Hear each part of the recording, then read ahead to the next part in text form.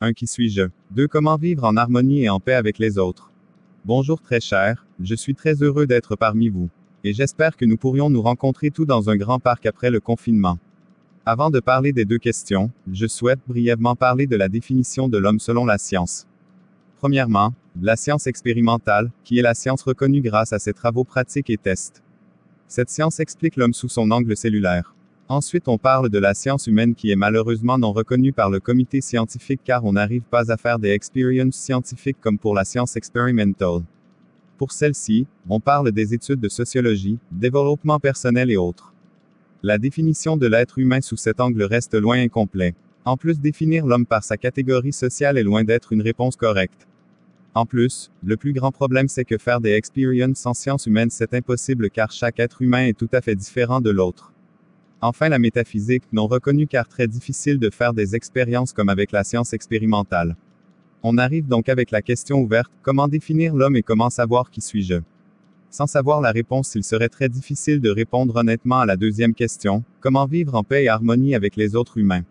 Je dois d'abord trouver une harmonie et vivre en paix avec moi-même. Je vous lis donc un passage dans un livre sacré. Passage que j'ai pris pour vous pendant ma préparation de cette table ronde.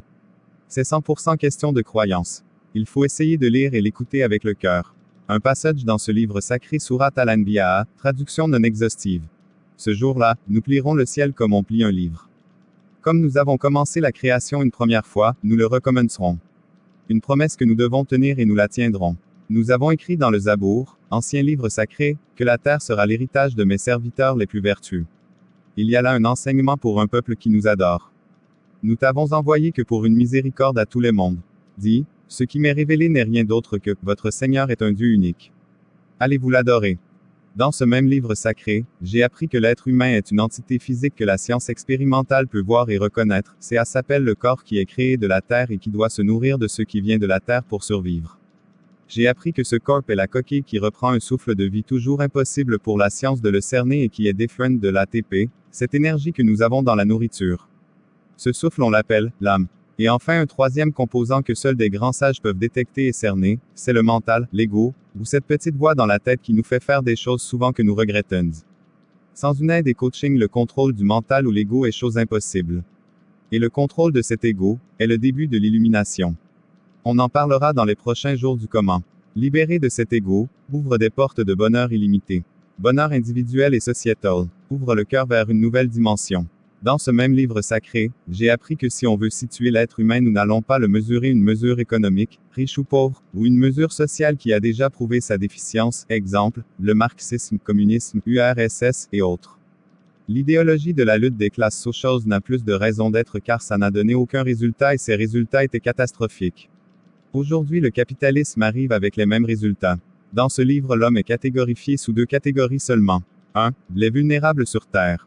La personne peut être riche matériellement mais peut être prise de haut, ou être prise pour cible de moquerie et autres abus. 2. La deuxième catégorie concerne les arrogants sur Terre.